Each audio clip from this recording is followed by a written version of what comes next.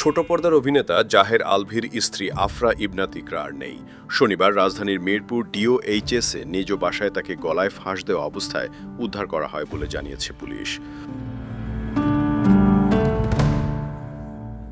পরে কুর্মিটোলা জেনারেল হাসপাতালে নেওয়া হলে চিকিৎসক তাকে মৃত ঘোষণা করেন। ঘটনার সময় জাহের আলভি শুটিংয়ের কাজে নেপালে অবস্থান করছিলেন। সেখান থেকেই সামাজিক যোগাযোগ মাধ্যমে স্ত্রীর মৃত্যুর খবর নিশ্চিত করে তিনি জানান, এ ঘটনায় তিনি মানসিকভাবে ভেঙে পড়েছেন এবং দ্রুত দেশে ফিরছেন।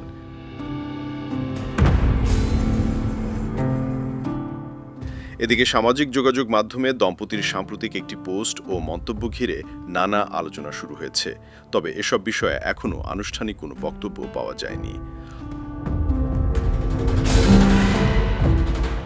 পল্লবী থানার ওসি একেএম আলমগীর জাহান জানান, বাসার সিসি ক্যামেরা সহ প্রয়োজনীয় আলামত সংগ্রহ করা হচ্ছে। ঘটনার প্রকৃত কারণ জানতে তদন্ত চলছে।